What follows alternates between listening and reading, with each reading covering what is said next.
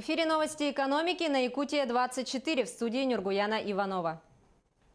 Президент Владимир Путин поручил правительству разработать национальную программу развития Дальнего Востока. Программа должна быть разработана на период до 2025 года и на перспективу до 2035 года. Проект соответствующего указа должен быть внесен в администрацию президента к 1 сентября 2019 года. Ответственными назначены премьер-министр Дмитрий Медведев и руководители высших исполнительных органов государственной власти регионов, входящих в состав Дальневосточного федерального округа. Напомним, что о разработке национальной программы для Дальнего Востока Владимир Путин говорил на Восточном экономическом форуме. По его словам, ключевым направлением должна стать высокая опережающая динамика в таких сферах, как качественное жилье и услуги ЖКХ, транспортная доступность, связанность Дальнего Востока со всей Россией, здравоохранение, культура и возможности для занятия спортом.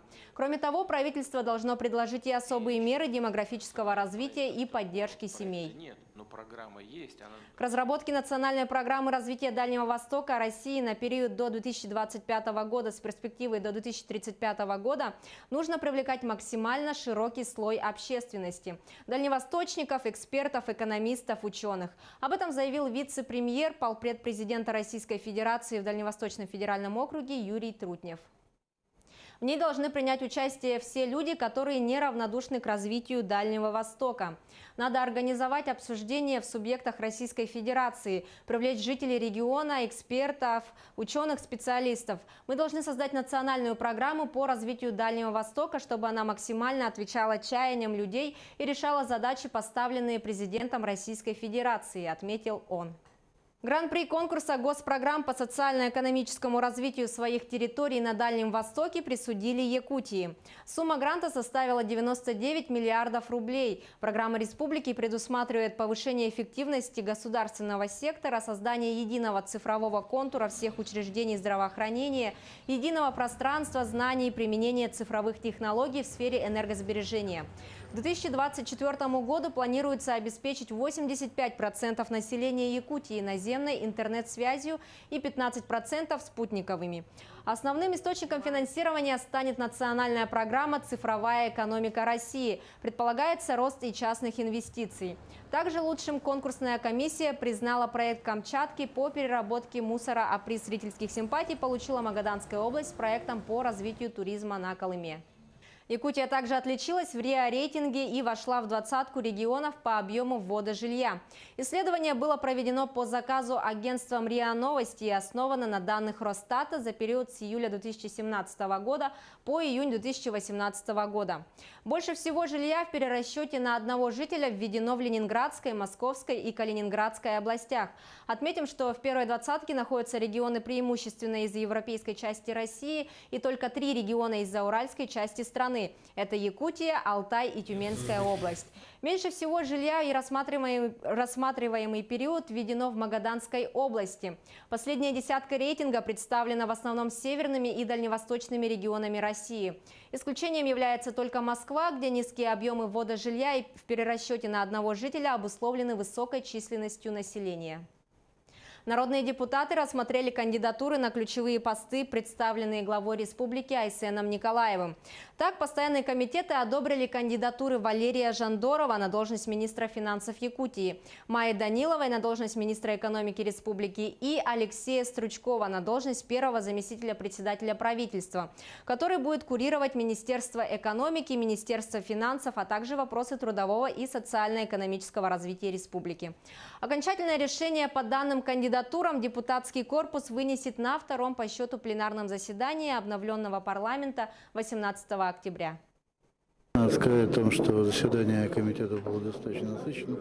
Было очень много вопросов, связанных с социально-экономическим развитием Республики Саха-Якутия, с формированием бюджетной, налоговой политики, с подходами по поддержке отдельных отраслей экономики. Я думаю, что все и эти вопросы, и те вопросы, которые были заданы в письменном виде, они найдут отражение в проекте стратегии социально-экономического развития Республики Саха-Якутия на период до 2032 года и, соответственно, совместными усилиями и правительства Республики Саха-Якутия, Государственного собрания в Тумын, я думаю, что эти направления они будут реализованы. Продолжение темы: министром предпринимательства, торговли и туризма Якутии назначена Ирина Высоких. Решение опубликовано в твиттер-аккаунте главы Якутии Айсена Николаева. Ирина Высоких является представителем деловой среды республики и общественным деятелем. Жителям сел Хангаласского района Якутии стал доступен безлимитный интернет, интерактивное телевидение и другие современные услуги. За 3 месяца компания Ростелеком проложила кабель общей протяженностью 73 километра по маршруту Бестях, Булгуняхтах, Улаханан, Титары. Строительство оптики стало возможным благодаря совместному проекту компании Ростелеком и администрации Хангаласского района. Цифровое развитие республики, в том числе развитие туризма, которым славится Хангаласский район, сегодня невозможно без высокоскоростной связи. С приходом широкополосного интернета мы связываем и развитие IT-отрасли в Хангаласском районе. Уверен, что в скором времени, благодаря возможностям, открывшимся с доступом к интернет-сервисам, в районе появятся свои IT-компании. Прокомментировал министр инноваций, цифрового развития и инфокоммуникационных технологий Якутии Анатолий Семенов. Работники агропромышленного комплекса могут укрепить свое здоровье в санаториях республики. Право на получение льготных путевок предоставляют труженикам сельского хозяйства, имеющим стаж не менее 5 лет 1 раз в 2 года. Воспользоваться услугой могут агрономы, дояры, звероводы, коневоды, зоотехники. Всего 16 специалистов. Им оплачивается 80% стоимости лечения. А работникам из арктических районов, помимо этого, полностью возмещается расход проезда. В этом году в связи с нехваткой финансирования выделено 77 путевок, а такие специалисты, как мелиоратор, чумработница, технолог, ветеринарный врач не включены в список льготников. Например, у нас по контракту отдохнуло 142 специалиста. Как показывает анализ, у нас в основном отдохнули это где-то 25% это дойеры, 20% оленеводы, ну и где-то 15% это специалисты машино-тракторного парка. Мы бы хотели, начиная с 2019 года, расширить перечень наших специалистов, которые смогли бы воспользоваться санаторно-курортным лечением. На этом у меня все. Оставайтесь в курсе экономических событий на Якутия 24.